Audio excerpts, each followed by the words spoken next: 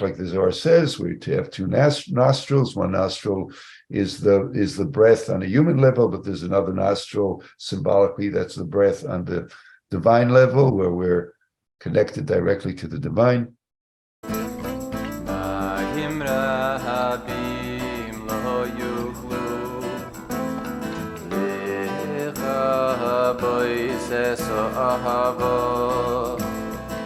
Go to our website, which is HebrewLearningCircles.org.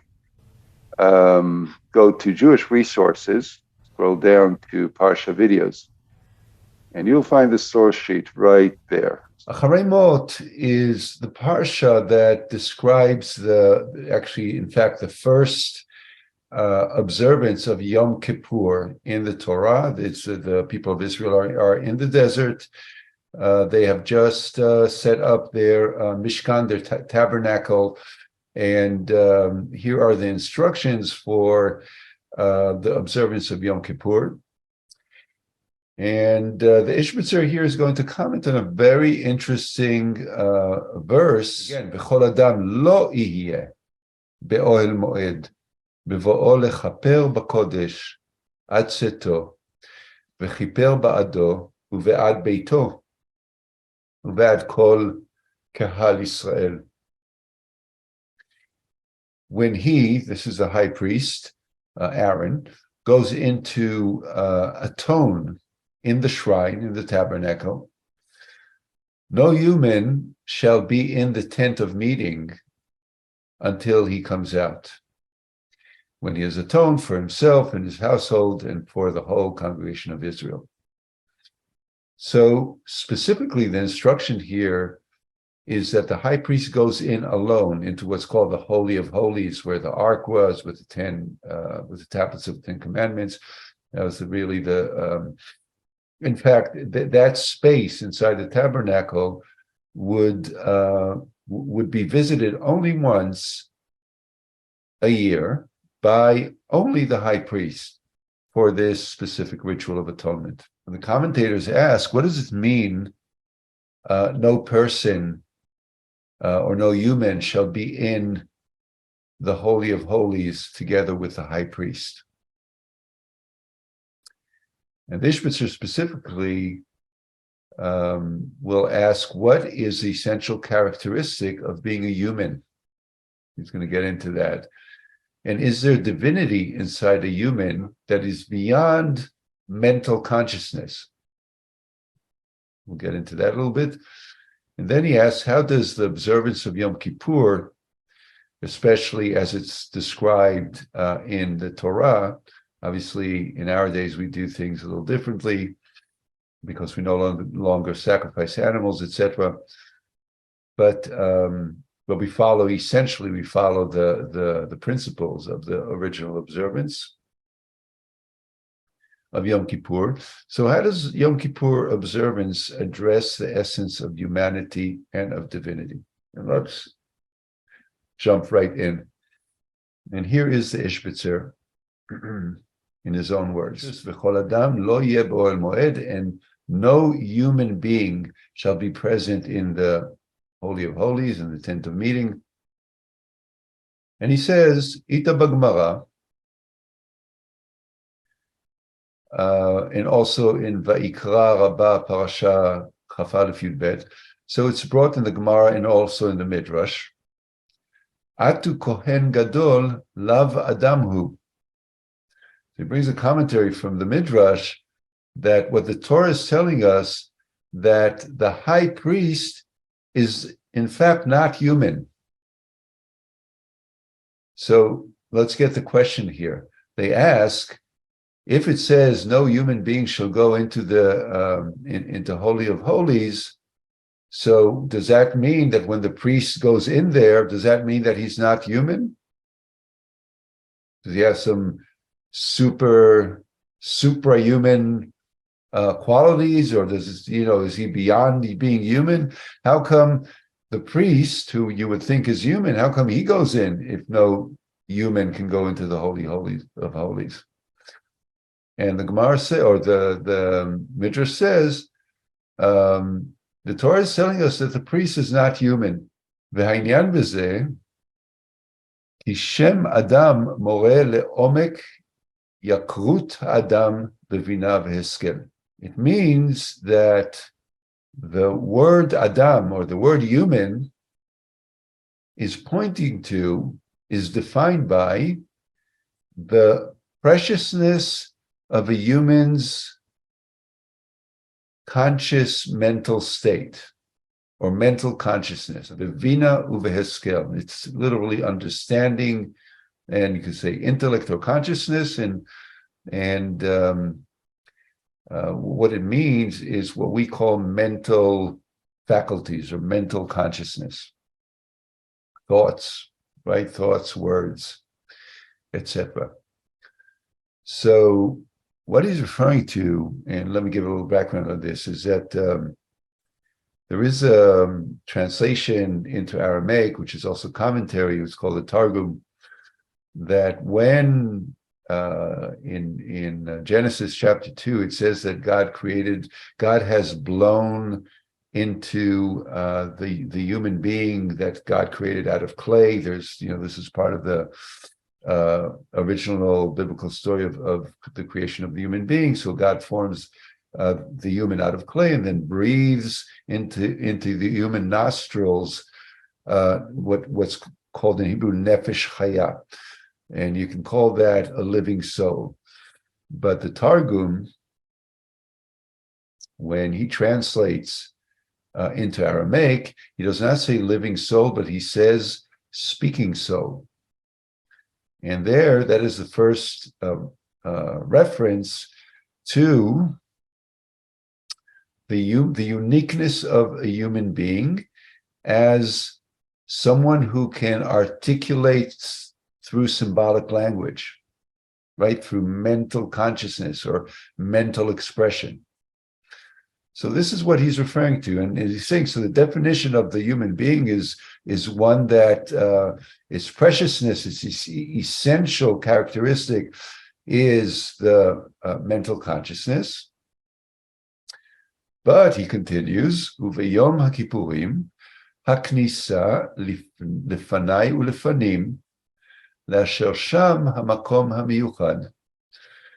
And he's saying something like it's a double entendre, that on Yom Kippur, the high priest goes into the innermost inside of the tabernacle, into the Holy of Holies, which was the room that was in the very back. So you need to, in order to get to the Holy of Holies, you cross the courtyard, and then you go into the inner courtyard, and then you go into the tent, and in the very back of the tent there's a Holy of Holies, right? That is entered by the high priest only once a year.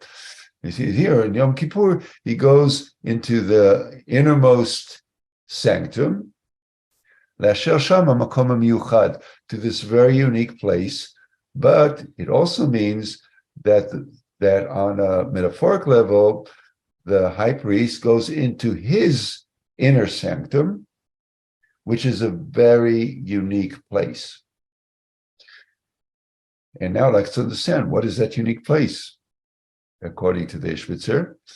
And he brings a reference here from the Zohar, the Holy Zohar, Keita Bazohar Kadosh, as it taught in the Zohar, Ki yesh trei nechiraim, echad noshev chaim, ve'echad noshev chayei chaim.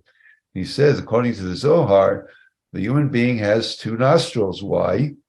And this is here. It's a reference back to the Genesis, where it says that God blows through the human nostrils, blows the living soul, or the speaking soul. I just referenced that before. He says, according to the Zohar, there are two nostrils. Through one is blown the breath of life, and through the other is blown the breath of the life of life, like the source of life. So what he's saying here is that, what the Zohar is saying here, you may think, and we'll see how he's going to develop this. Either when we're breathing, one nostril is breathing, life. So air, oxygen, what it keeps us living. It's our soul, right? Being inspired in and out, inspiration, right? Respiration. But the other nostril, obviously don't take this too literally, this is metaphorically, is breathing in the source of life, this divine energy in and out, right? So there's a different level of transacting and interacting and exchanging life energy. One is on a human level, one is on a divine level. Ach bechol hitpa'alut ne'emar, but through every action it says, and now he's going to bring another source from Proverbs, Mishlei Tet Zayin Aleph, Proverbs 16, chapter 16, verse 1. Le'adam ma'archei lev, u'me'adonai ma'aneh lashon. The person has the intentionality of the heart, or the preparation of the heart, but the speech of a person comes from God. And again, let's see the connection to the Targum, who said that the uniqueness of the human soul is speech, or is mental consciousness, right? The formulation of symbolic language, word, thought, etc. So why does he bring this reference from Proverbs? And Proverbs is a book that has lots of tidbits of wisdom, about how the soul works and the psychology of this, the early biblical psychology. And what it's saying here, we prepare, as humans, we're preparing our intentionality in our heart, but what comes out of our mouth is actually divine. That God decides what will be expressed. שלפי מערכת האדם במחשבותיו, כן יענהו אלוהים. And so the Izhbitzer says, what is Mishlei saying? That depending, or to the extent that a person prepares oneself mentally, that influences, or that sets the stage, or the container, the vessel, as it were, for God's response, or what God will place within the vessel, the human vessel that we prepare. And so far, this all makes sense, right? We all know that our preparation, our intentionality is our duty, and the more we do, the more space we create, the more divine presence becomes available to us. And this is kind of the ABC of spiritual development and spiritual life, and that there's a uniqueness to the divine essence because of our mental capacity, which is framed within symbolic language, our ability to think and to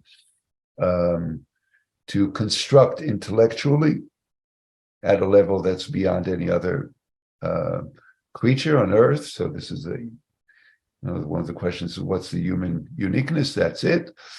And how do we interact? Like the Zohar says, we have two nostrils. One nostril is the breath on a human level, but there's another nostril symbolically that's the breath on the divine level, where we're connected directly to the divine. And now here's where we're going next. Aval kan ne'emar v'chol adam lo yeh. He says, but here in the Torah, it is said, there shall not be any human presence. In other words, the Torah is telling us that in this moment of Yom Kippur, the human presence, the human part of that equation, is not factored in, not necessary. שאין שום שייכות לגבול תפיסת האדם במחשבתו ובינתו בעניין עבודת יום הכיפורים. And he explains why. Because for the observance of Yom Kippur, the extent of human mental consciousness is completely irrelevant and has no influence on the emanation or the divine energy, divine flow that comes down to us from the upper realms at that time. His understanding of this reference in the Torah, there's a time where the human part of humanity really gets canceled out, because that breath, that divine breath, completely dominates. There's a necessity, or there's a place, and this is what Yom Kippur is about, of completely surrendering the unique gift that we have, so we can be completely open and completely tuned into the divinity that's beyond our humanity, that is there for us. It's very powerful. It's very, it's the recognition that there's a limit to our mental, there's a limit to what our mental consciousness can actually be conscious of and process. And at that point, we need to completely surrender.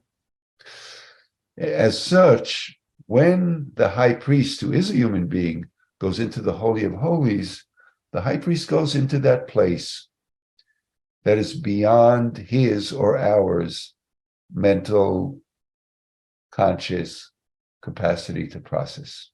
There's a connection, direct connection with the divine. It gives us little shivers to consider the place that's beyond the beyond, and that too is necessary for our human and human spiritual development. So very powerful, and the high priest here, as I see it, is representing something that is part of each human being. Every human being, according to the Zohar, has a second nostril that is breathing the life of life, or the source of life. It's rarely experienced, so it's really even rarely considered. It's by definition, it's a mind stretch. It's where the mind needs to consider what's beyond itself. With that, we're going to conclude for today. Wonderful, inspiration for the potential, the awesome potential of the life that we've been given. So, thank you so much for studying the Izhbitzer with us today. May we merit that yearly or that periodically touch with the source of life, of our life, for always towards our growth and expansion. Amen. Thank you. Until next time, God willing, we'll see you next week. Shalom for now. Today, thank you, everybody. Again, click subscribe button. Doesn't cost you anything. We really appreciate that. Like to have that extra layer of connection with you. Like and subscribe. Come back.